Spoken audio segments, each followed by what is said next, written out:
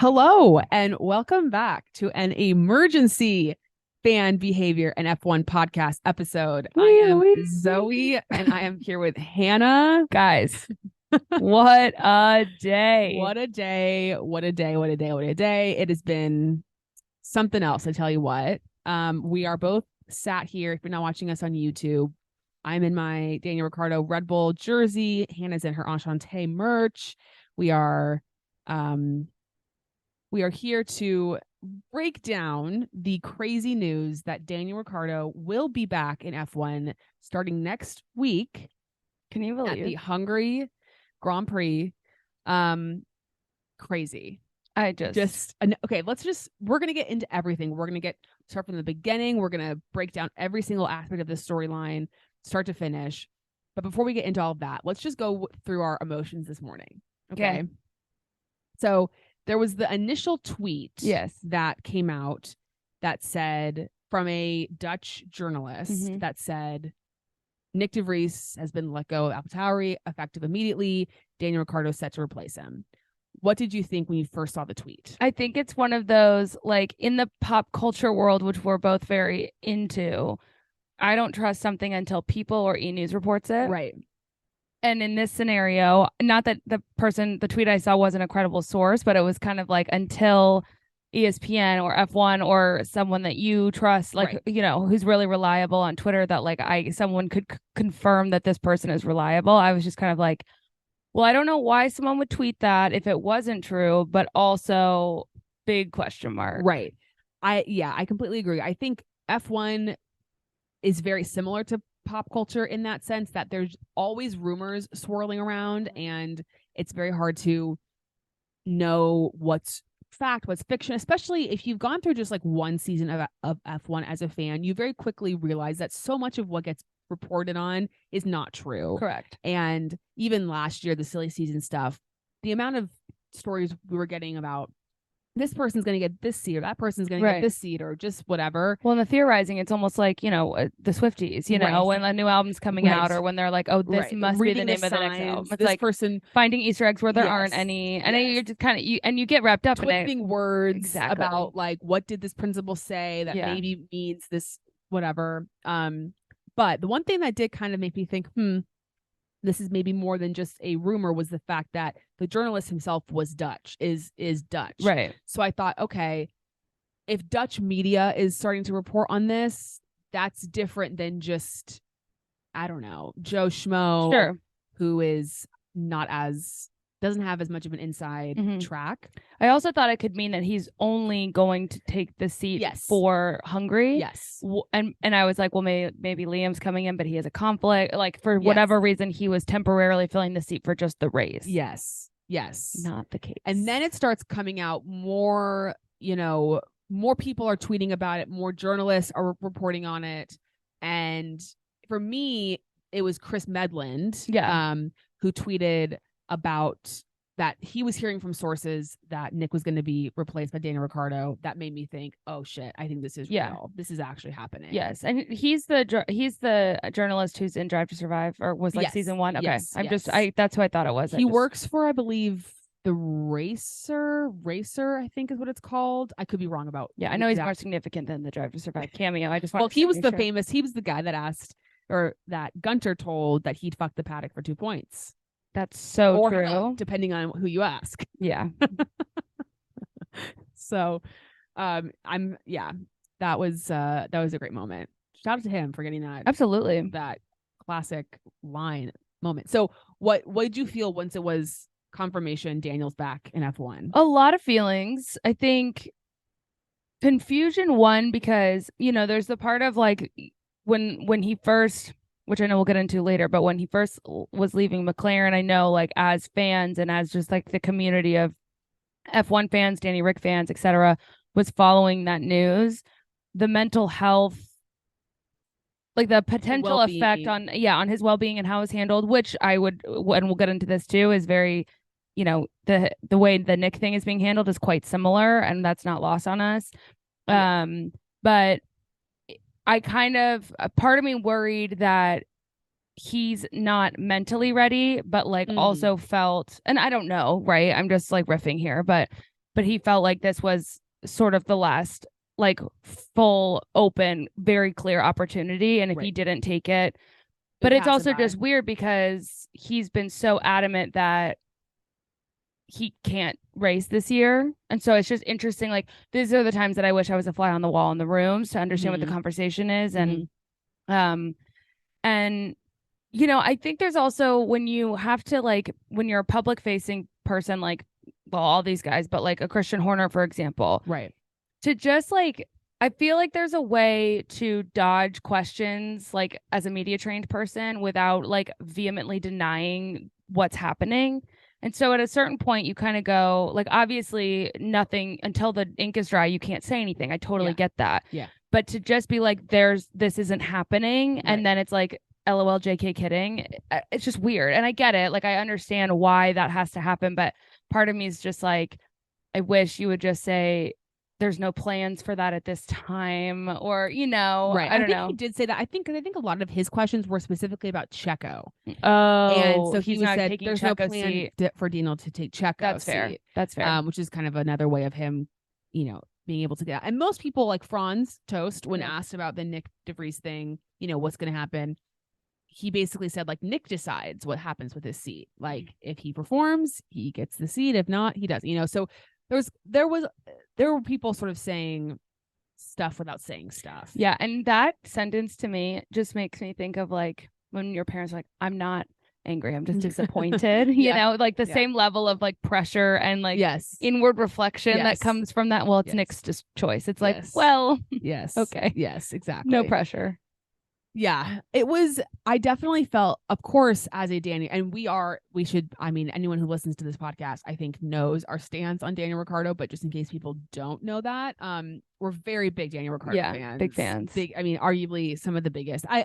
You know, I don't know if we can, there's so many fans out there, but I think we can safely put ourselves, I mean, I said you for sure. I can say he's in my Mount Rushmore. So I think I definitely can say that I'm one of his biggest fans. So I'm obviously so happy that he's going to be back, but it's full of a lot of other emotions, concerns, like what's going to, you know, uncertainties, whatever that we'll get into. But yeah, you and I both were just like texting back and forth. I texted my dad immediately because of course, Daniel, Yuki, Aaron, our friend Aaron, she was like freaking out. I texted Taylor. Maybe Taylor had to play in this. You know, maybe her powers are coming back after the weekend. She couldn't get a Lando win, but she did get Taylor Swift. In case people I'm so sorry. Our friend Taylor. I just assumed when you said texted, they didn't think you meant Taylor Swift. No, but I didn't know if they thought you were on a different team. Like because you saw Taylor Swift this weekend, like, you know, and maybe that was part of it. She is magic. She sang "Long Live," and then it was like Daniel's. Thought I left. I never left. It's just so I'm good. actually gonna put those two things together. Yeah, Taylor saying "Long Live" and Daniel came back, and I think there's something to be said for that. Yeah. So, okay, so let's get into just everything that transpired, and I think we need to start from the very beginning. Let's take it back to the start. Yeah, I just keep wanting to sing Julie Andrews, like, or Sound of Music. Of course. Yeah. It's a very good place to start. It is. And I won't sing it because I don't want anyone's ears to bleed, but we sang on this podcast. I know, but I knew you would join me. So obviously Daniel loses his McLaren seat last year, right before the announcement was made, right before the end of summer break, though I think all of us essentially knew once we were going into summer break that Daniel was not going to be keeping his seat for next season, which was obviously this season. And filled with mixed emotions, but I think, speaking for myself, I was kind of happy that he was not going to be with McLaren anymore, but it was clear he needed a break. He needed a fresh start. He needed a reset. And at first there was some talk about maybe he could get the Alpine seat that opened up because Fernando left for Aston Martin, but that was kind of quickly dispelled. Not happening. And Pierre got that seat. And at that point, I think we kind of toyed around with the idea of Haas. But just because we were desperate to keep him around. And we liked the idea of Daniel and Gunter together.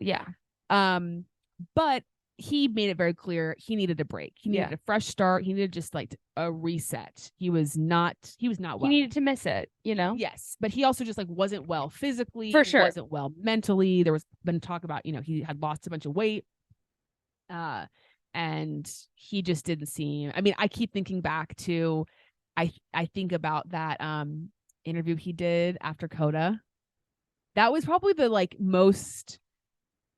I don't know what the word is. Typically, he's able to kind of like be okay in an interview and sort of shrug it off. He didn't. No, he was not okay. Not well after that. And it was at that point that I was like, okay, he needs to go away, like for all of our sake, because you just don't want to see that week in and week out. So that was Daniel's path.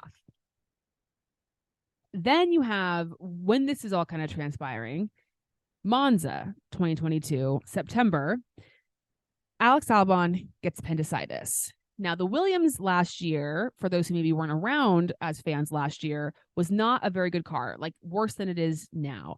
And Alex had only scored a couple of points that season up until that point. And people were, but the Williams had like weirdly good straight line speed for the fact that it wasn't a good car. And so people were saying ahead of Monza, like, oh, this could be a track where Williams gets some points, because if you know anything about the Monza layout track, it's just a lot of straights. If you've seen Zach Brown's tattoo, you would know that. Given to him by Daniel Ricciardo, not literally, but you know, he lost a bet. Yeah, exactly. So you're welcome. I just love that he's branded by Daniel. Exactly, like physically, he forever is branded by him. Yeah, I mean, I guess he could technically remove it. He has too much pride for that. Yeah, and people would literally be like, yeah, loser. Yeah. So, you know, everyone's like, oh, okay, this could be a good track for the Williams. Alex gets sick. Who steps in for Alex? Nyck de Vries. And Nyck was the Mercedes reserve driver at the time. And because of that, he was then also the reserve driver for all the Mercedes affiliated teams, aka Williams. And went out there and had an amazing race. Yeah. And got P9. Yeah, it was fun to watch. First race, got points on his debut, and everyone was like, oh my God, Nyck. He's coming in. He's coming in. Great performance. And it was truly like one of those things people talk about, that like when, you know, the pressure's on and you got to perform, like it's like one shot, one opportunity, as Eminem has said, you know, and he did it. Yeah. He did the damn thing. And do you remember when he couldn't get out of the car? Yeah. Like, get me out. That was kind of funny. Yeah. And so because there was this opening at AlphaTauri, because Pierre had left for Alpine, and again, this is all, I mean, it's crazy how the dominoes had to fall for all this stuff to transpire. There was this open seat at AlphaTauri. And, you know, I don't think at the time Red Bull felt comfortable. I don't think they felt like any of their Red Bull juniors were ready. Yeah. Liam Lawson at the time, he ended up finishing, I think, third in the F2 championship, which is better than Logan. I think he finished like a couple points ahead of Logan Sargent. Okay. So, you know, Logan's obviously in F1, so Liam could have been in F1, but I don't think Red Bull felt like he was quite ready. Right. Like Red Bull wouldn't have taken Logan. Right. And actually, as we know, AlphaTauri wanted Colton Herta. Right. But super license problem. I mean, it is crazy. It is how weird. Much had to like happen and not happen for all of this. It's like for the farmer story. Yeah, Chinese farmer. Yeah, it's a great fable. Always comes back to it. I kind of forgot about the Colton Herta thing. Mm-hmm. Yeah, I forgot about that too. So true. Because they didn't want to give, or they weren't going to give him an exception. And it was kind of like their only option. They toyed around with Mick Schumacher. I think that was right. I think that was who Christian maybe wanted. Yeah. They had mentioned Mick, and Toto said no thanks, I'll take him. Well, Helmut said no, I want Nyck de Vries. Helmut. You know he's 80 years old. I'm not surprised. Respectfully, he looks older than that. I'm just surprised he's just out here like talking and saying things at 80. I'm sure he's like a really fine human. He gives me the ick. Well, he's just very polarizing. Yeah. And he's a character. For sure. He's a character. Yeah. I wouldn't want him to be my boss. No, that would be a little scary. He's just such like is he English? No, he's Austrian. Yeah, that makes more sense. But he's just that like old boys club type dude that I just yes, exactly. Okay.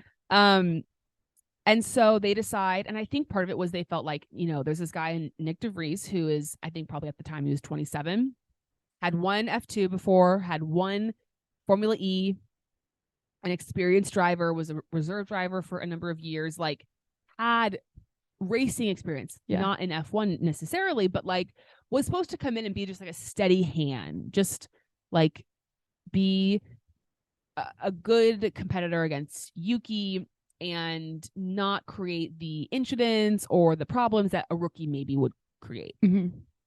So they decide to say, come on in, Nyck. Coming in. Okay, so that was kind of that on that. That's kind of the background of those two individual stories. So then you have the 2023 season starts. Well, and I guess we should also add Daniel at the time, at the end of last season, was toying between joining Mercedes as the reserve or Red Bull as the reserve. That was dicey too, because talk about theories. All of a sudden, Toto Wolff's wearing Enchante merch, and everyone just, myself included, we got delusional as hell, and we were like, and all the reports were it was sounding like he was going to go to Mercedes. I think that was initially like the lead contention for where he was going to go, but Mercedes basically they expected him to be at every race, right? And Daniel, very Toto of and Daniel was like, no, I don't want to do that. And so I think with Red Bull he found a better balance, I guess, and also with Mercedes, like Mick, I'm pretty sure is the reserve driver for McLaren, for Williams, and maybe even Aston Martin's not. It's Felipe Drugovich, but he's like the reserve driver for multiple teams, like more. I mean, you get more experience, more chances, but it's also, you really do have to be at every race. Right. Yeah. And I mean, we basically seen Mick standing over Toto's shoulder. I really want to know the rule about that, because no one next to Toto sits down. Like, guests stand next to Toto. It's basically just like, if you're not working, you get to stand. Like, you don't get a stool around here. And I just want to know, like, I know he has a reason. He doesn't do anything without a reason. He's like Taylor Swift in that regard. And I'd just be curious to know the reason. Actually, they're very similar. They're very meticulous. Very like curated, but like on it. Don't miss. Like the video of George showing him his new beach shirt with Toto's face all over it, and gifting Toto a shirt with Susie's face all over it, which is iconic and I hope go on sale soon. But his office, there was one rogue piece of paper, and it was there on purpose for a reason. And it's impressive. Well, I told you the story that came out about like the profile about him last year. He was like on it about like the stray coffee cups in the conference rooms, and he's just very orderly. Probably to a fault. Anyway, this isn't about Toto. No, but he ends up picking Red Bull, which again adds, because again, we would not be in this situation now if he had gone with Mercedes. So he picks Red Bull, which I think, I mean, obviously hindsight, it's easy to say, yes, it was the right choice. And maybe we still don't know if it was the right choice, but I think it just was the better place for him to like find himself again. And I think we've talked, Christian's such an advocate. And Red Bull's a better brand for Daniel. 100%. Like, it's just, they're all the crazy stuff. Like, just their whole, their whole sports brand is just like for Daniel. Yes, exactly. So the 2023 season. Thank God you got those shirts. Oh, thank God. I mean, it's not AlphaTauri, but it works. They're sisters. So we talked about this actually in our predictions episode way back in January, which LOL, we should go back and listen to that. I can't wait, because I don't even remember. We'll have to at the end of the season. I mean, we said that Lando was going to be best of the rest, which still could possibly happen. That's so true. We should do like a watch along while we listen to it. That's and funny. Just like giggle at all the things we said. But everyone expected Nyck. Well, I shouldn't say everyone. I didn't. But a lot of people. Let it be known. Zoe didn't. I did not. But a lot of people, and I'm not saying, I mean, they had every reason to think this, thought Nyck was going to beat Yuki, like pretty handedly. Again, because Yuki's still only like 22 and Nyck is 28. And yes, Yuki's had a couple seasons in F1, but Nyck is much more experienced. And Yuki is Yuki. I think that's really why. Like, if I think about like the heart of it, I think it's the professionalism of the drivers. Erratic. And I think that's really why people thought that. Right. And they all were like, but I think it ended up biting Nyck in the ass, because everyone thought, well, he's going to come in, he's going to beat Yuki, he's going to be, steady. He could be great, blah, blah, blah, blah. He didn't come in. I think this is where a lot of other people are like, why didn't they take Liam or this, that, the other last season? I think the whole point was they just wanted like a steady hand. Mm-hmm. They just wanted somebody in there who like, they didn't have to give, okay, this is a project. We're going to build you like they did with Yuki. Because a lot of people are saying with this now that Nyck is out, they're like, well, Yuki has had a number of seasons to like develop and get better, which is true. But also Yuki came in at 20 years old with like basically no experience besides, some F2 and stuff like that. And he was like billed as a project. Yeah. And was he really brought in because of the Honda partnership? The Honda partnership, and also because he's part of the Red Bull Junior program and all that stuff. And Nyck is not that driver. Like he's not part of the Red Bull Junior program. He's an old rookie. Right. Like, well, and same like when they were looking at Colton, like they wanted to bring in someone who was experienced and who like had his bearings enough that he's just learning this car, this team, these people, not how to drive the car. Right. And not just like the ins and outs of being like, again, we laugh about Yuki not liking working out and those types of things. And like, now I think he's gotten over that. I think he's like, does what he needs to do and is a lot more professional than he was. Yeah, because Michael bribes him with food. Right. Well, and I also think he, I feel like he then like realizes what he has to do. Yeah. And that wouldn't have worked with Nyck. Like he's got to come in and be, and maybe that's unfair.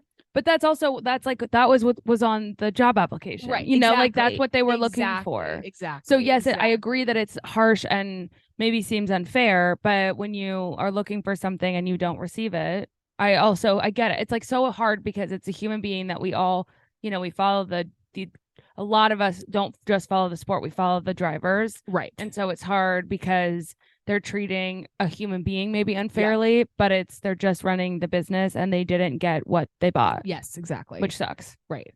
But it was clear from the beginning, pretty much race one. I mean, definitely race one, that Yuki was faster than Nyck. Yeah. And it just kept getting worse and worse for Nyck. And like, even in races where Yuki maybe, didn't do as well as he wanted to do or had, he's had a bunch of issues and things like that. Penalties, his tire falling off, the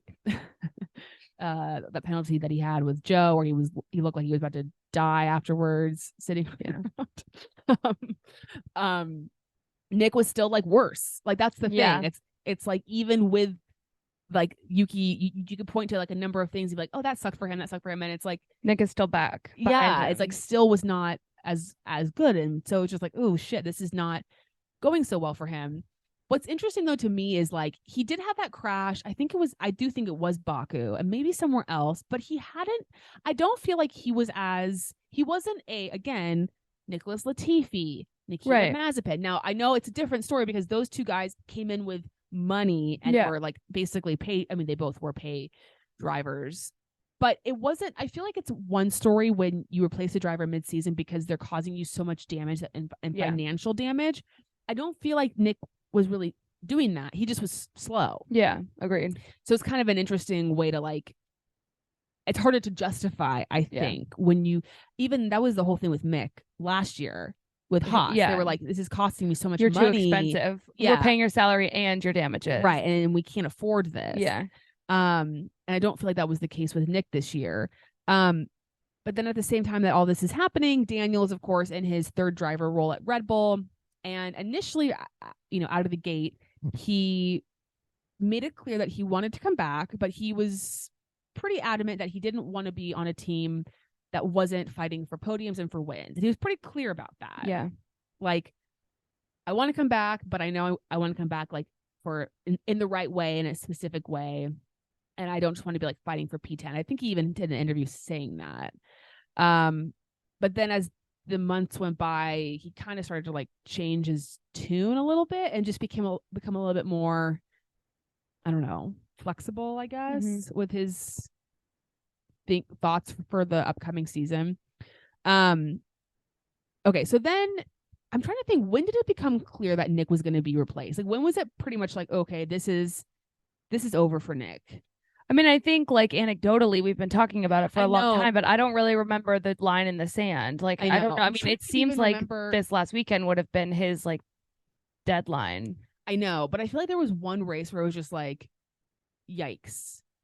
I mean, kind of all of them, but maybe Yeah, it I was don't remember. Canada. I think Maybe. Canada was bad. I don't remember. I don't. Well, and I remember being in Monaco, and Yuki I think made it to Q3, and Nyck I think was out in Q1. And I remember thinking like, ooh, that's not so good. Yeah. Obviously.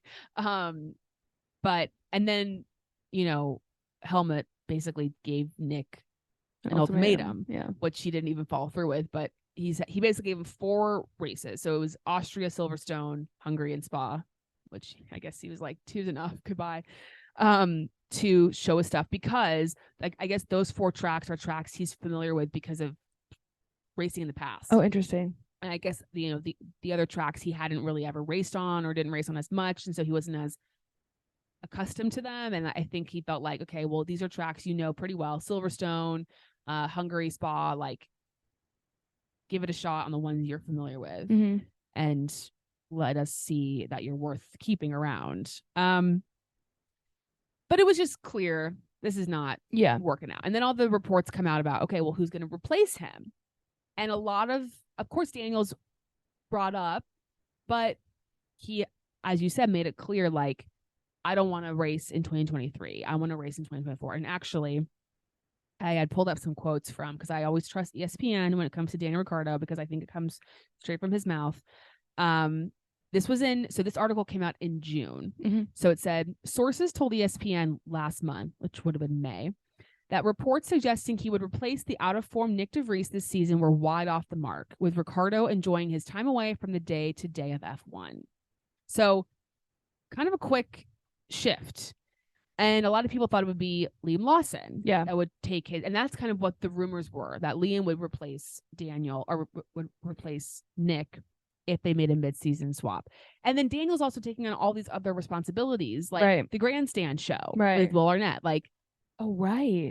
I didn't even think about that. Yeah, actually, they tweeted today, I should find it, or like they released a statement being like, we didn't know about this until the news came out. Like, they didn't know until it came out today. So I feel like, and we can get into this, but I feel like all this happened very quickly. Yeah. Oh my gosh, his poor like team is just gonna be working around the clock. I know. Like canceling, rescheduling. I know. But that was announced in May. Or no, that was announced in June, right before the Montreal race, because it was Montreal, Coda, and Vegas. Okay. Right.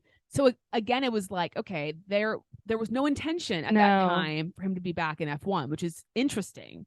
Is Red Bull just gonna like pay all those fees? I don't know. I don't know. So that was strange to me. So then I wrote on it in my notes, something must have changed quickly.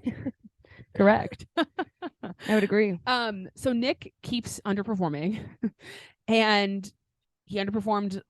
I don't even remember where he finished in Austria. I don't remember where he finished in Silverstone. Both of them did poorly in Silverstone, Yuki and Nyck. But and this might not be true, and so don't quote me on this, or but I read somewhere that Nyck was like 2 seconds slower than Yuki per lap, which is way off. So like if that's true, then like big yikes. But anyway, that would have been bad. Yeah. But then we hear about this big tire test that Daniel's going to have after Silverstone, and everyone's sort of like, okay, this is his moment to shine. Yeah. I mean, we're all just, at least from my side, I just felt like we're all excited about Daniel driving the car again, and like the pictures, and like seeing him smile and drive fast. Well, I mean, that's the closest we're all getting at the moment.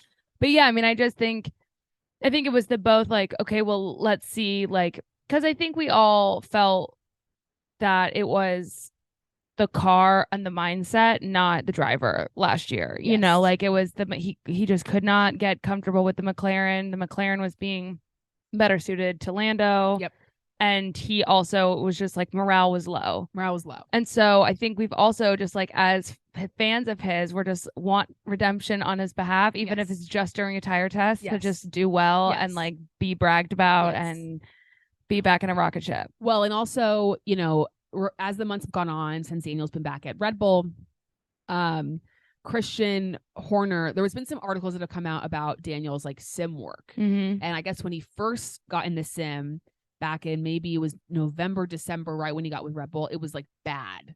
And Christian was like, oh God, like he is like, we talked about this, I think, when he said like he just like picked up habits that were off. Right. And so I think he's worked very hard over the last few months to like get at least his sim, like his habit, his Red Bull habits back, and working on that, building that up. And so then recently, within the last like month or so, Christian has said, his times in the sim are very competitive, which again, it's a vague term. Yeah. Competitive to Nyck, competitive to Max. Right. There's a wide range.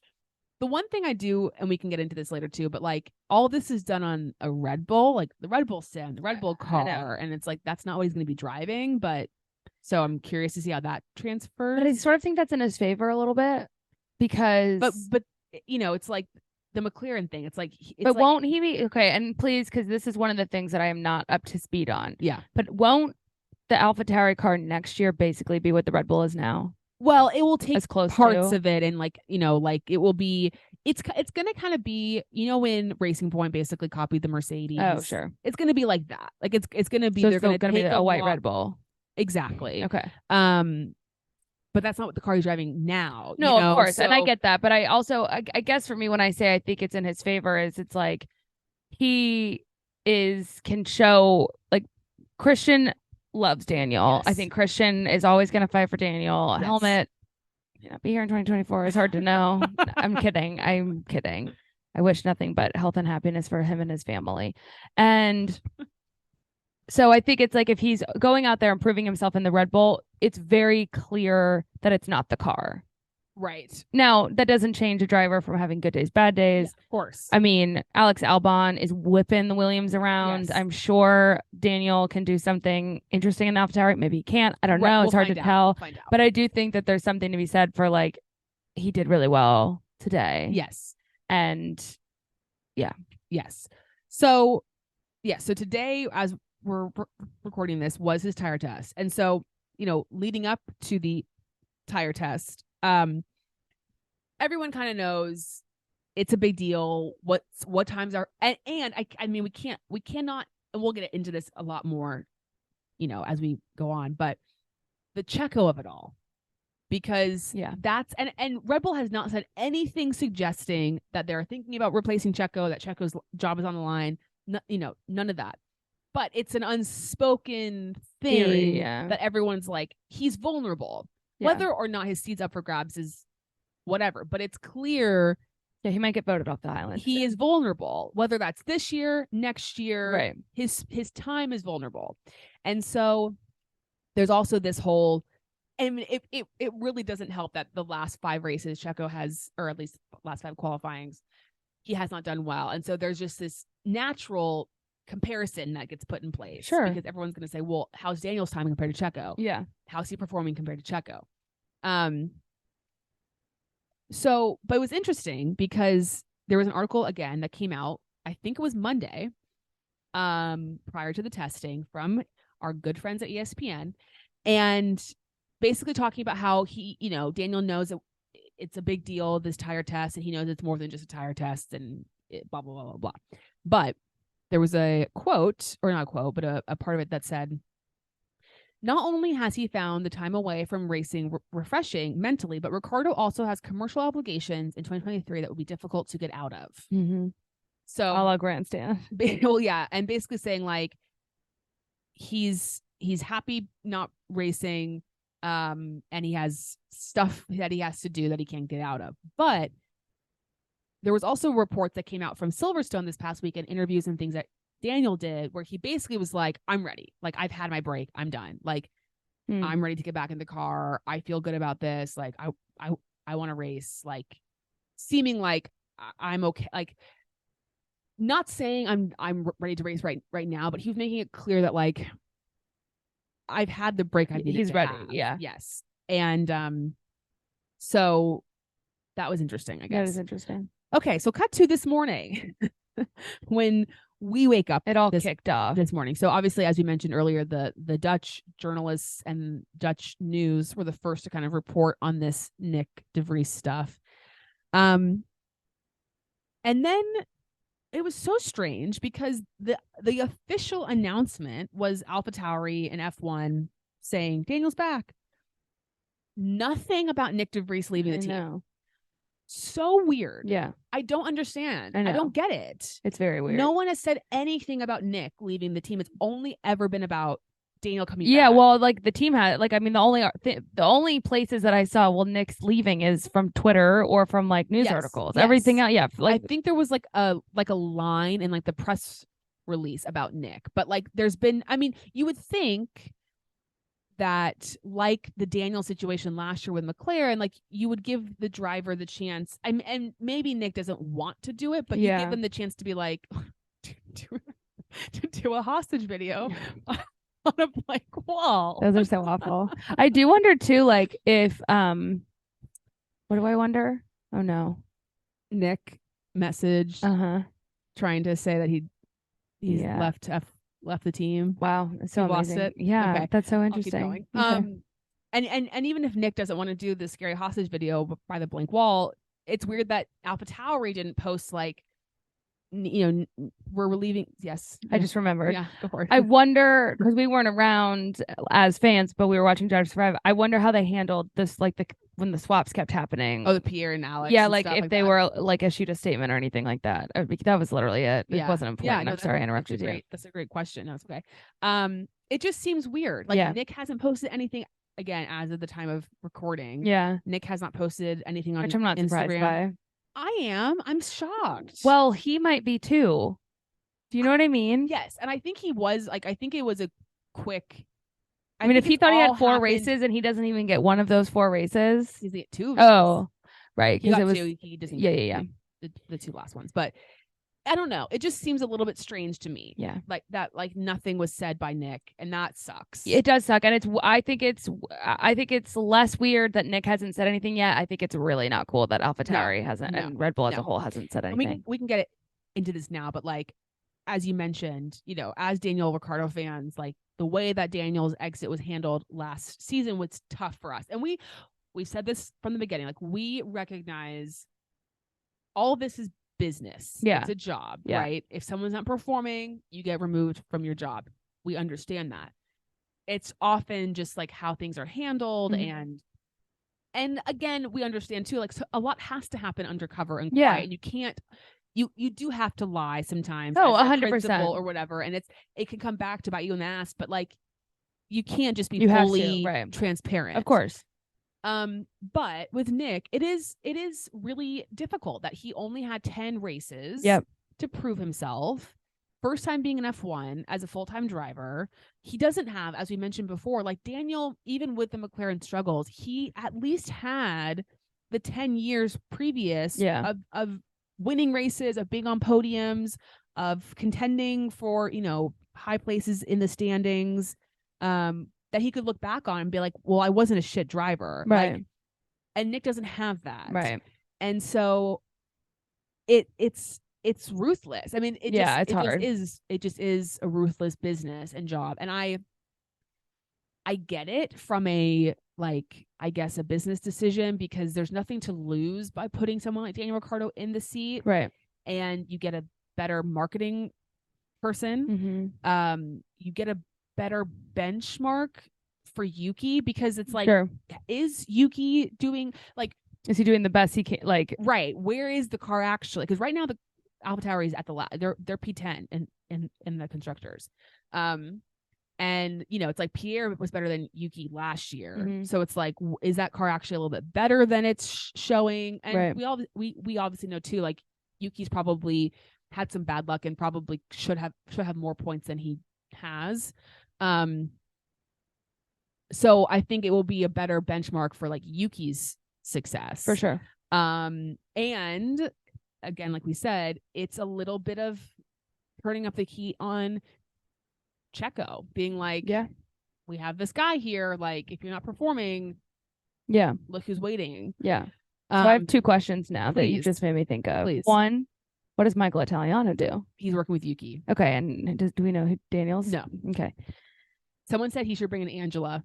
That would be iconic. Yeah, because they're friends. Yeah, actually, yeah. So that could work. Yeah, that'd be really funny. The other question I had was how, just to give some more like potential to this whole Checo seat thing, although I don't know why they would do that in the middle of the season. But can they swap whenever they want? Like, do you think they're bringing Daniel into AlphaTauri so that they can swap Checo and Daniel? I don't think so. No, and like, they were very clear in their wording that Daniel is on loan. It's very soccer. It's giving Premier League. Because I'm so informed now. True. I'm such a soccer girl. That's so funny. It is giving Premier League. And other soccer clubs. And it's true. I mean, and when someone goes on loan and performs well, then they can get themselves back on the first team. So we'll see what happens. I was gonna say something else. And then I forgot it. Sorry. No, it's okay. But anyway, it's an interesting development. So something must have happened over the weekend that made all this. And I actually have some screenshots, and not necessarily, but so I'll just get more into what happened today. So obviously, as we said, he did the testing. Nate Saunders from ESPN tweeted that Red Bull says Ricciardo's lap times in Silverstone test this morning pushed the move over the line. So because I don't know what that means. And but a lot of our listeners don't either. Because he did well. Yeah. It pushed the deal to go to AlphaTauri over the line. Okay. I'm sorry. Yeah. I was thinking about it was like some race terminology. No. I'd like to apologize for my ignorance. That's okay. And then he also said DR had been against the idea of racing this year, but clearly couldn't turn down the opportunity. Puts him right back in contention for Red Bull seat down the line.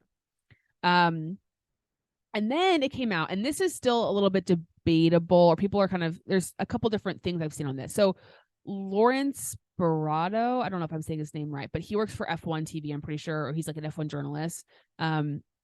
He said, sources say Ricciardo was impressive in today's Pirelli tire test with Red Bull, his first drive in 2023, and that his best lap would have been good enough for a front row of the grid in Sunday's British Grand Prix. Now, then it came out that he, I guess, was 0.7 seconds behind Max's pole time, which would have not been front row. Would have been, I think, like P6 or P7, something like that. It's so crazy how close they are to each other. But then it came out that I guess Daniel was on like hard tires. And so some people have said, well, I think what Lawrence was saying was that if you if you kind of did the analytics, yeah. Like he would be on softer tires, the track time, the evolution of the track, blah, blah, blah. That time would equate to, and I don't know if that's true or not. Yeah. So tire test is closed to media. Tire test is closed to media. There was some videos of him. So, and also the whole tire test thing was that these tires that they're testing are the ones that don't need tire blankets. Oh, yes. And so they're very cold. And there's a video actually of Daniel kind of spinning. Because if you don't have tire blankets, you don't have as much grip and you spin more easily. So people were like, oh, looks like those non-tire blanket tires are doing really, really well. So there's obviously, it's not an apples to apples comparison. You cannot compare, the weather was different when they did qualifying versus the weather today. Sure. I mean, it's all different. But I think... But he rocked it today. But that makes me think of Mean Girls. But also I think it's just so funny too, people on Twitter being well, he was on these tires or he's on these tires. It's well, let's trust that Helmut and Christian and people in Red Bull who say that the times made a difference know what they're talking about and recognize, and we don't. Us at home maybe don't know. Let's come on, guys. We're not saying he's faster than Max or he's gonna and again, this is where so much of like your own bias and your own sort of like emotional connection to these drivers comes in play, because you're just so quick to be like, but if this was different, then you know what I mean? It's just how we all are. No, whether you're 100%. a Checo fan, a Max fan, a Daniel fan, Nyck, Right. Yuki, whatever. It doesn't matter. I do have though some other. So Nico, Kevin Magnussen, and Alex Albon were also doing tire testing today, and I do have the times for all these people. Okay. Now again, we have to recognize. Yeah, remember all the things Daniel's in the Red Bull Yeah. car, and you know, obviously we know the cars that Kevin and Alex are in, and Nico. So Alex was the slowest with a 1:32.45. K-Mag was next with a 1:31.24. Nico had a 1:30.27, and Daniel's was a 1:27.41. So Daniel was about 3 seconds faster than the next fastest It's got to feel good. driver. Regardless of the circumstances, it's got to make him feel good. Yes. And I know he's in a rocket ship Right. and yada yada, but it's a good day back on track. Right. Good day back on track. Now I also have this other thread from Twitter that is not confirmed. So I just want everyone to remember that. Okay. This is sources, but who knows who those sources are. But it might help paint a picture. This is a thread. Okay. So I'm going to read it out to you. Okay. Okay.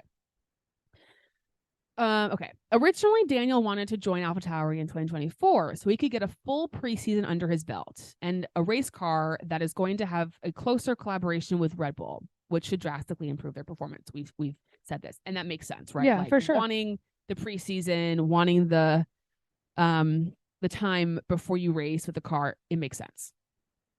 Okay. But Daniel Ricciardo realized it made sense to join AlphaTauri now, which works perfectly for Red Bull, as they can evaluate him for the remainder of the season and look to promote him back to Red Bull next year if Perez fails to improve. If Daniel denied going to AlphaTauri in 2023, it's very likely Red Bull would have chosen Liam Lawson. But if Lawson did well, it would have shut the door on Daniel joining the team in 2024. And so over the course of the British GP, Daniel and his team came to an arrangement. Daniel is also a marketer's dream and extremely profitable for AlphaTauri, which would be key for their rebranding. We know that they're rebranding next year. He was also extremely efficient in the simulator, which led Red Bull to believe that he was as sharp as he was when they last ran him. And so he joins AlphaTauri, knowing that if he can have a strong season this year, outperforming Tsunoda, and Perez continues to struggle, there's the prospect of a remarkable return to Red Bull in 2024 or beyond. I think that was from F1, like a journalist, but I'm not exactly sure. I also saw that Nyck de Vries was like very much compared, and I'm trying to see if I can find the thread that I found, but compared to his sim times were like not up to snuff with Yuki's. And I think that was a big part of it too, was like he was just like wasn't even there on the sim. Interesting. And so that was kind of like, well, hasta la vista. So, and that's kind of what I thought about the whole thing. The quick turnaround from no to yes on the grid is that he knew this is my chance. Yeah, he has a lot more information, obviously, than the rest of us. And I know we talked about this on our Silverstone recap episode, but I think I kind of go back and forth. Like, I don't think Checo's going to keep underperforming. Right. However, it would not shock me if they somehow tried to get him out of his contract. Just again, the ruthlessness of that. You know, if they see a lot of potential in Danny and they want to switch for 2024, I could see that happening. Down to how Daniel performs. Yeah. Like I think because I don't think they're going to replace Checo if Daniel's like the same as Yuki. Sure. You know, because that doesn't say anything really. I don't think.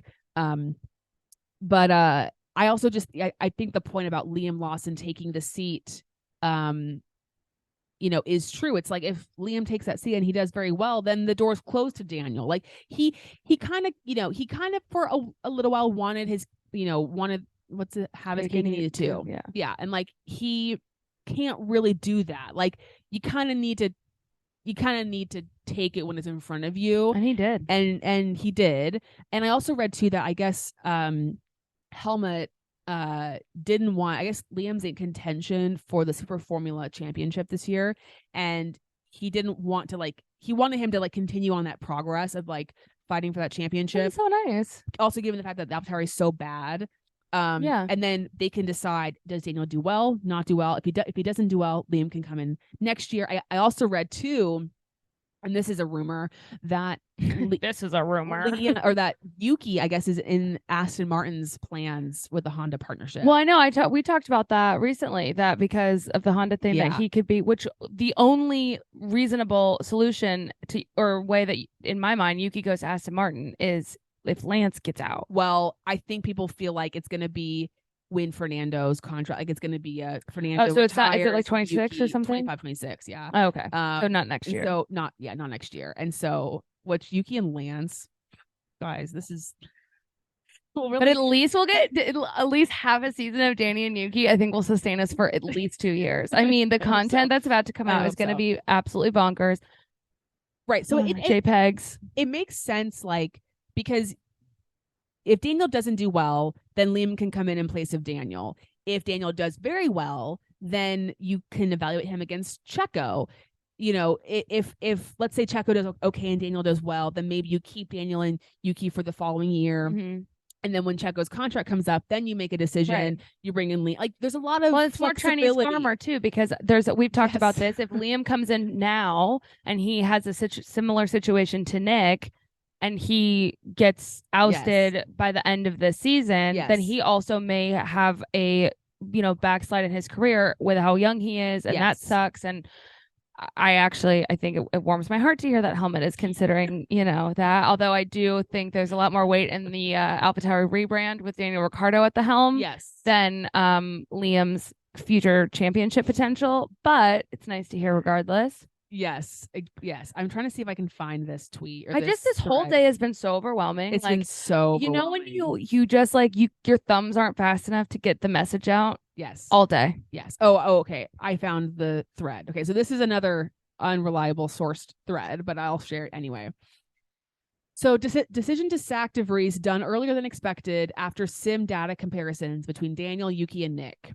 Nyck did not hit sim benchmarks set by Yuki. Nyck was given a few more rounds to try and hit those benchmarks on the track. Sponsors saw Daniel as more profitable. Liam is part of Red Bull's future. Helmut does not want Liam's development interrupted mid-season, combined with how poor the AlphaTauri is.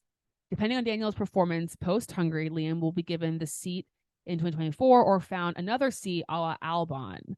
So, he might get put somewhere else, which I'm not really sure where that would be, but okay. If none of those things occur, he is 100% secured the future AT brand seat in 2025.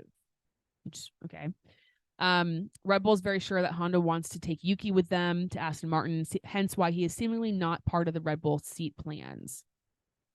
So far, Checo is safe until the end of his contract. Okay. So we'll see how that goes. So far. Yeah. But we see how quickly things change. I'm so curious about the AlphaTauri rebrand. I got to be honest. What's the name going to be? First of all, we've been around for 2 seconds, and this is going to be the third rebrand. Or no, second, I guess. I don't know when they went from Toro Rosso to AlphaTauri. In 2020. Right. Yeah, I think Pierre, when he won his race, I think that was the first year it was AlphaTauri. So anyway, a lot of interesting moving parts. Mm-hmm. We'll wait and see what happens. Okay, so I have some questions that I just came up with, and then we can get to our listener questions. Again, no, it's a long episode, but a lot to talk about, a lot to get into. Okay, so what do we think went wrong for Nyck? What do we think the reason is that he just didn't do well? I think what you were saying is earlier in the episode of when someone comes in early, this is such a niche reference that only you and I will really understand. But you know how KU basketball, when they go into a team that they think there are some exhibition games where they're playing a community college that get really tight. And I think they go in oh, we got this because people gas them up so much. Okay. Yep. And then they realize it's harder than they expected or not suited to them like they expected.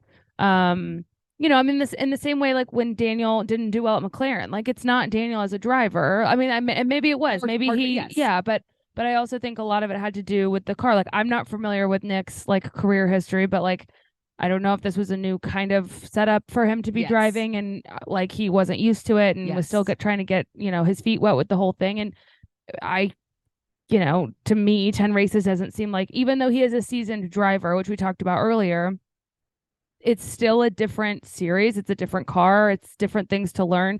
But I don't know. I mean, I do think that's part of it. And then the flip side is that what we said earlier, Red Bull, the pressure and the fact that they basically said, this is what we're looking for in a candidate. You had it on paper. Mm-hmm. Turns out it's not operating the way we hoped it would, and we have to let you go for somebody else. Yeah. And I think that's so interesting too, because like that's what they do at like companies. Right. Like people are getting laid off all the time, right, or replaced because they said they were one thing, or had the skill set, but it's still not up to par. Yeah.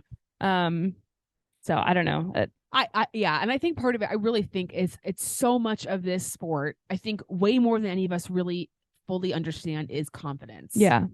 If somebody is not confident, they will not perform well. And I think Nyck initially was just not confident, and he just could never get it back. Right. And I think when you're driving a car, like you have to have confidence in like when you're going to brake with the car and how it's going to operate. And like, you need to trust the car. I mean, that sounds stupid, but it's true. And like Daniel did not have that at all with the McLaren. No. And you can't be thinking, I think the other thing is like when you get in the car, not that I know, but like, when we did the hot laps, like I know I wasn't driving the car, but you're also like aware enough to know that like I wasn't thinking about anything else, because like how can you? Right. So if you were in a space where obviously like a professional driver like maybe has a little bit more space to think about other things, if you're thinking about, oh, he passed me again, or where am I at with Yuki, or God forbid you're, looking at the leaderboards like Fernando and you're able to actually see what's actively happening, and it gets in your head and then it just messes you up.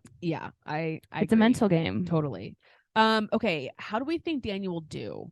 Like, what do we think realistically? I think marginal. Like, I think there's going to be good days and bad days, kind of like how Yuki's been, like, and sort of like what's going on, like how we've seen like Alex do. Like, I think there's going to be races where the track is suited to the car, and Daniel's, more comfortable. I mean, again, he has a decade's experience of driving. He's familiar with the Red Bull family, which I think helps. He's not necessarily coming into a group of people he doesn't know. Right. But again, I think there is so much that is dependent on the car that I don't want to put like a high level of expectation on it, because there's only so much he can do with what they have. Do you think he'll beat Yuki in the back half of the season? Like, do you think that I don't know if he'll beat him all the time, but I definitely think he'll like beat points him. Wise, like you think he'll have more points. Probably. Yeah.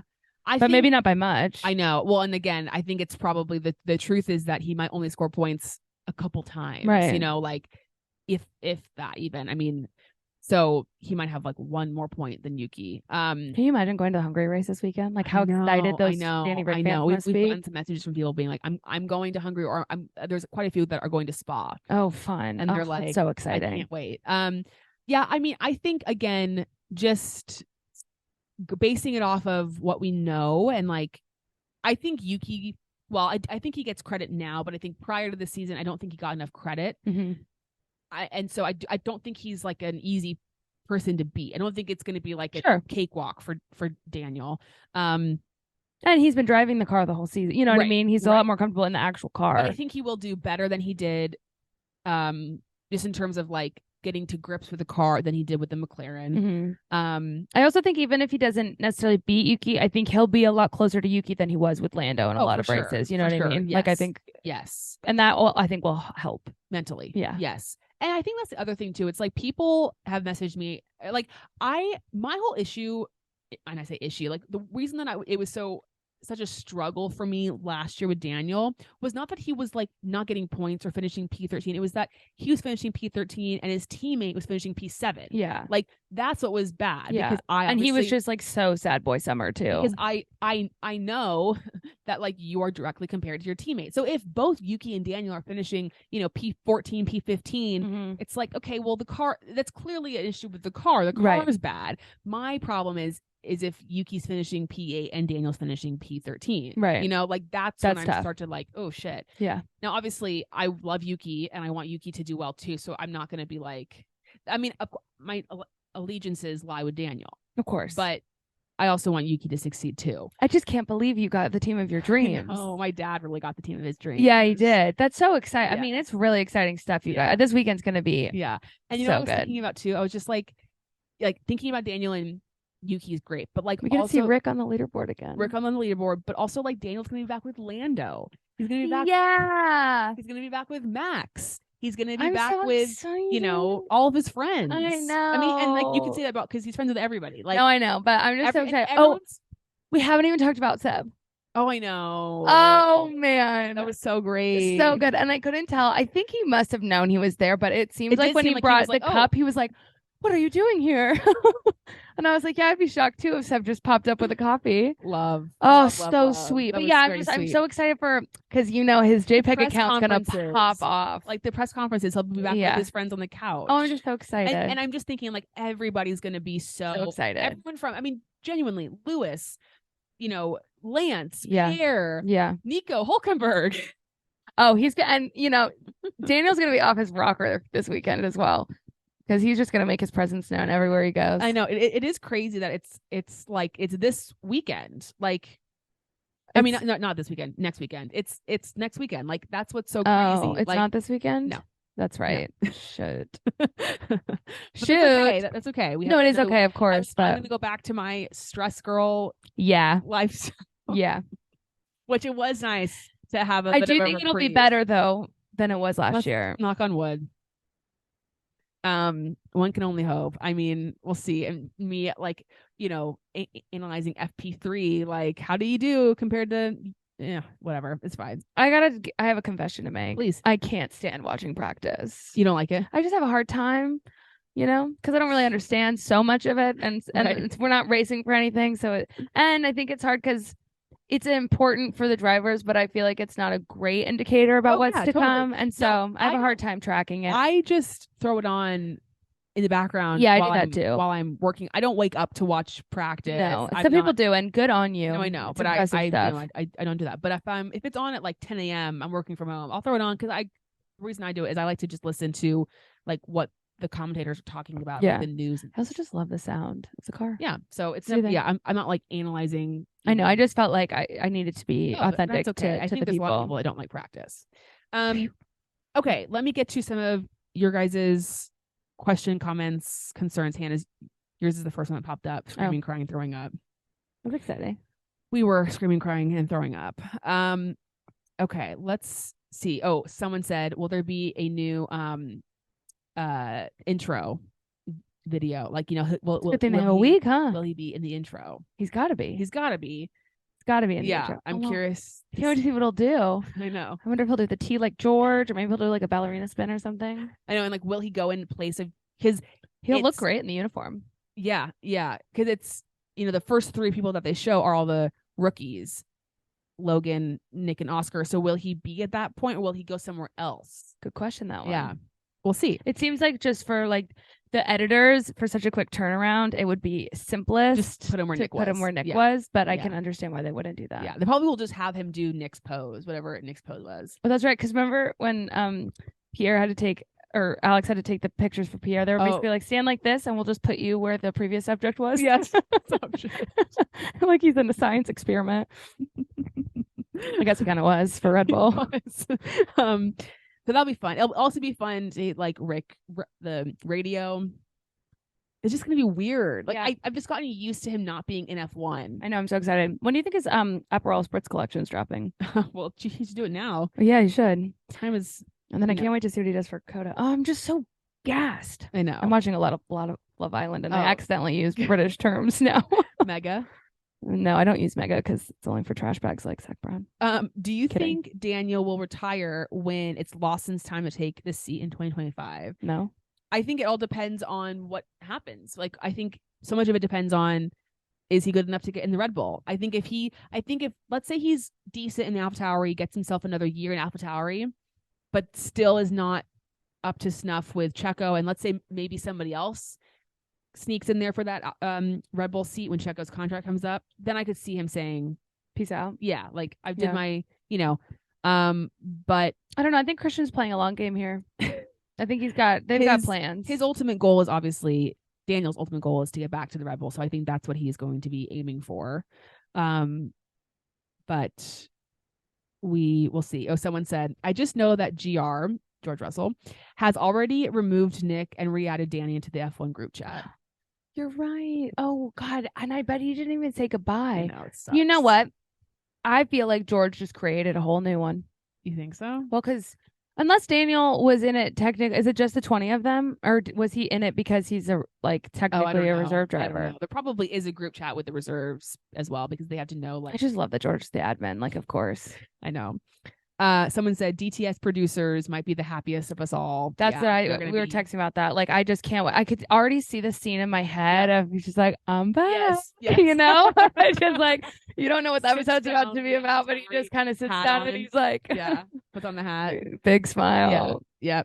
Oh man, it's gonna be gave me goosebumps. I'm so excited. It's gonna be much better. Well, hopefully, again, this could all turn out terribly. You know, Chinese farmer, you just never know. You never know, but hopefully it's a better situation than last year's Drive to Survive, which was very sad. Someone said, so happy, also concerned because Danny now versus Yuki, who will win? I can't. I think people are, I hear that, but let's just I'm here for the content. Both of them can succeed. Flourish. Yeah. Let's have them both do well. Yeah. And build each other up, you know? I think it's also good for, not that Yuki doesn't have competition elsewhere, but I think and not that Daniel's just coming for his, that he's all of a sudden just going to start beating him, but I think they might be at a more similar level. It'll be fun to kind of. I wonder if Pierre's quaking because he's oh my God. Someone's gonna love, or Yuki's gonna love. I genuinely don't know that Yuki has capacity to love anyone more than he loves Pierre. I think everyone is second best. He just is really good at loving his friends, but I think Pierre is just here. Yeah, up. I do think though now that Pierre posted the video, posted receipts. Yeah, Carlos is not on the list. I have it printed out. Yeah. Daniel's taken over Carlos's spot in the number 3 of his friends. I mean, I've never seen that before. No, me neither. Yeah. And that's why he put it out. No, but no. I'm saying I've never seen someone do that. A driver. But I never saw the footage. Did you? Oh, yes, during the race. Yeah. But I never saw it during the race. You didn't? Oh. No, it was a chaotic day. It was chaotic watching the race. We really can't watch with friends. I loved their time. I loved being with them, but we can't watch with friends who aren't watching. I know. A lot of people asking about Michael Italiano. He's going to be with Yuki. That was confirmed. That was confirmed by Chris Medland. So, and that makes sense. He signed a contract. Oh yeah, 100%. So he's going to stick with. It's just interesting. Ukes. And actually, that will be telling about how Michael and Daniel are doing because I'm curious. True. That's very true. Okay. A lot of people asking about the group chat. This is why I love this community, because we're here for the sport, and we also just want to know what the hell's going on with the details of their lives. Right. A lot of people saying I feel did Nyck just get deleted from the group chat? Right. I hope not. A lot of people saying I feel so sorry for Nyck. Mm-hmm. Yeah. It's and I said this on Instagram. It's two things can be true at once. You can feel really happy for Daniel and really sad for Nyck, and correct. Both things can be true at once. Yeah. And I think what was hard with Daniel's situation is I knew nothing about Oscar. So I couldn't be excited. I just felt sad and frustrated. Yeah. You know? So this is a situation where I feel sad and happy.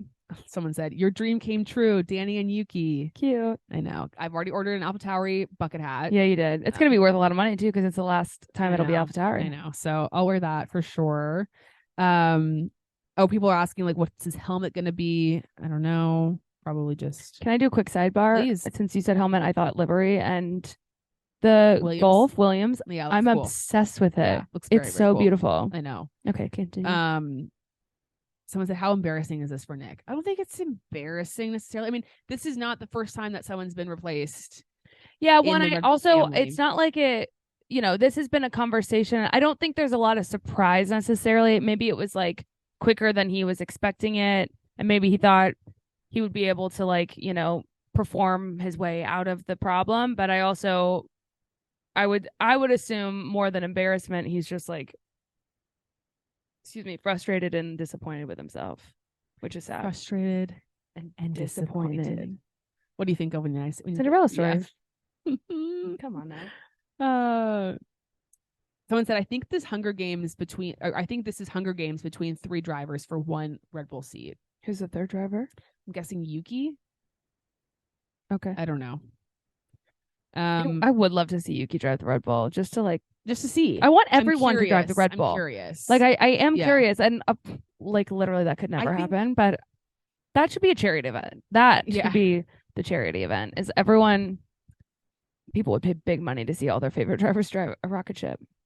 Well, yeah, a lot of people saying, you know, the content's going to be off the charts. It really will be off the charts. It will be. I really hope. AlphaTauri better be working. Oh, they are. You know, they are just, and they're already panicking. I just know they are. But it sort of will create itself, which is nice. Don't let this opportunity go. They won't. Waste. They're smarter than that. But you know, you think it's like boat races, but every week. You know, someone said not Zoe manifesting a Yuki Danny team since Miami. Thank you for the cred. It's so true. It's true. I'm so glad manifesting is working better for you this year. I mean, it is and it isn't, but you know, you take the good with the bad, and it's working well right now for today. So we oh yeah, because Mason. What do we think their team name's gonna be? So I think it's gonna still be a play on words with the bull. Oh, sorry. Sorry. Oh, Daniel and Yuki. Daniel? Like, what do we call them? Dookie, or is it? wait, is it? Sorry, it's just I can't think of another version. Yick, Rookie.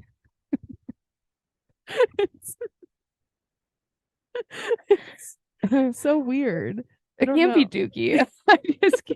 I can't get on board with that. But you can't do like Yannel. Sunny? Sunny. Okay. Sonoda? Sano. Danny. I don't know. Oh. I'm just trying here to make it better than Dookie.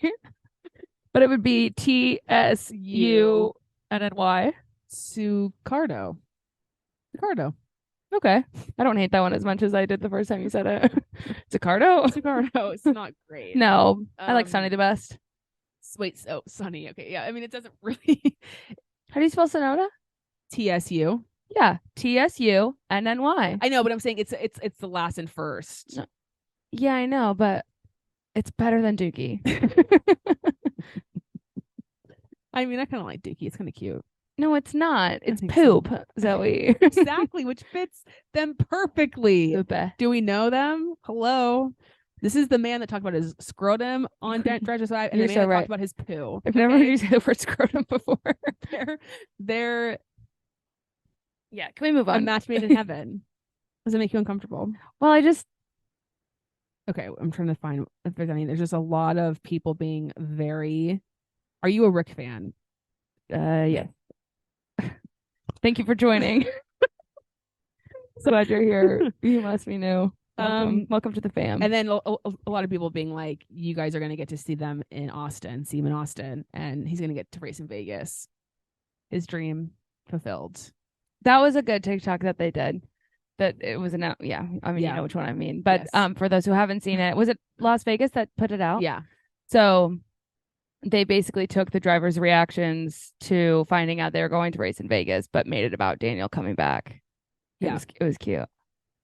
It's very cute. I'm looking forward to just how they all welcome him back. Yeah, it's gonna be so jovial. And when we rank stuff or say most likely to, we can put Daniel back in. No more honorable mentions. He's included. So I did see that someone messaged She Loves F1 and was like, so can he be part of Thirsty Thursday now?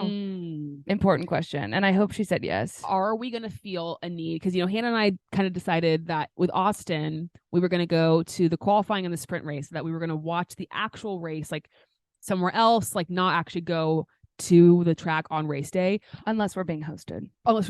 Yes. Or like a paddock continuing passes, the manifestation. Media passes, whatever. But let's say we don't get those things and we have to buy tickets. Will we now want to go? Yeah. Obviously. Even though last year's was so dreadful. Yeah, but you know, now that we've been there again, like I think I know where we can sit, that there's like a screen in front of us. Oh, where? You want to keep it off? Yeah. Sorry, guys. You can look at a map and figure it out too. I just don't want to like blast all of my secrets. Can't let those tickets get sold out. Yeah, exactly. Are you okay? I'm like really hot. Another thing I wanted to add. Oh, I also felt like it was kind of strange. I felt like the F1 TikTok admins and stuff. It was like they were too happy about Daniel coming back. Well, everyone's too happy about Daniel coming back in a way. I know. It's just it felt a little bit for like an official. It was definitely account, sour. Yeah, for, yeah. Fans to be excited is one thing, but for like F1 TikTok to be like posting all the stuff about Daniel coming back, it's just like I get it. Again, obviously I understand it, but it's just like I know it's a nice homecoming, but it is at someone's expense. Yeah. And I feel really bad for him. So it's I hope Nyck like goes to IndyCar or something, some series, like a consistent series. He'd be great at like IndyCar, but like something where he can just like be on a team where he's valued and he has the confidence to race well and he can just be comfortable. And I just want to take this time to thank him again for sending me a cameo on my birthday. I never forgot it, even though I maybe talked like I forgot about it. But and you'll never really get to meet him. I mean, I might, but not as an F1 driver. That's all right. We had a nice. It was nice while it lasted. And honestly, it's kind of like a timepiece. You'll always like in 20 years, you'll be like, I got this cameo video from this guy that was in F1 for 6 months. Yeah. It's kind of iconic. It's kind of camp. Yeah, it is, honestly. So, Nyck, thanks for being part of that campy experience. I really. And it's thanks to all the listeners who helped to get that cameo. Wow. Should we just I feel like we should put it on a reel just to like really put it cement it into the universe. Well, all right. Anything else you want to add before we part ways for this? Well, it sounds silly, but like today was a fun day. It was a fun day. And I have been on Red Alert like this, and we used to call it Red Alert when like One Direction was doing crazy stuff, or Harry Styles just like goes on tour and then he hides for 2 years, and Niall's touring right now, which is cool, but like it's been a long time since I've had it. Okay, but also speaking of One Direction, if anyone hasn't seen it, if anyone cares, and I won't take a long time with this, but Zayn Malik is going to be on Call Her Daddy this week, and I just when this comes out. Oh yes, what a day! Like I've got One Direction members coming out of the woodwork. Danny Ricciardo's coming back into Formula One. Liam Payne has a dread in his hair and looks dead awful. And honestly, what a week. It's going to be a great time. And I'm just glad to share it with all of you. I think it's going to be a better week for you. Why? Declan Rice, I think, is going to get confirmation for Arsenal. Let's go. So I think it's going to be an even better time for you. Paige, if you're listening, I'm really excited for us.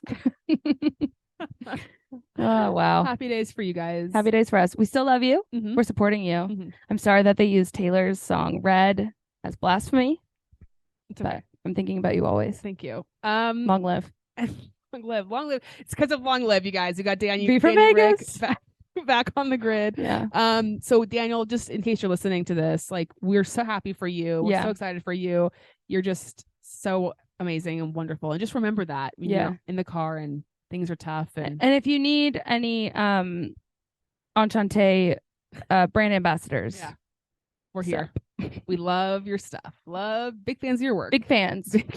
While it's not always available when you make a drop, but big fans. Big fans. And we'll be back next week with our official, like our actual Tuesday episode. So it's going to be more of a, we'll probably dive into more of this as things transpire over the coming days. Yeah, we also have a fun little other something coming out next week that you'll find out about. So and more double trouble from us. Yep, we're going to be doing some YouTube content as well. So have you asked the people what they want to see from us on YouTube? I asked. I don't know if I have. Let us Maybe know. On Instagram I asked, but yeah. And then we'll be getting ready for good old Hungary. Danny Ric podium. That's going to be part of our bets. Whoa. We're going to have to bet on that. Like do something crazy for that. Just Hungary or? No, just in general. Okay. Like Danny Ric. I mean, there's literally no way. If Danny Ric gets on, if he wins, will you shave your head? I'm totally kidding. Please don't. I mean, he won't win a race. That's I know. Not happening. That's why I said. I'll think of something kind of crazy if he gets on like a podium, which again won't. You're just going to get a 3 tattoo. Sure. I just assume that's what you do. Or like something. A big honey badger on your thigh. No. I mean, it would track. A thigh tattoo is only for certain people, and that's not for me. Same. Okay, you guys, we've been on for far too long. We will see you guys next week. Enchante!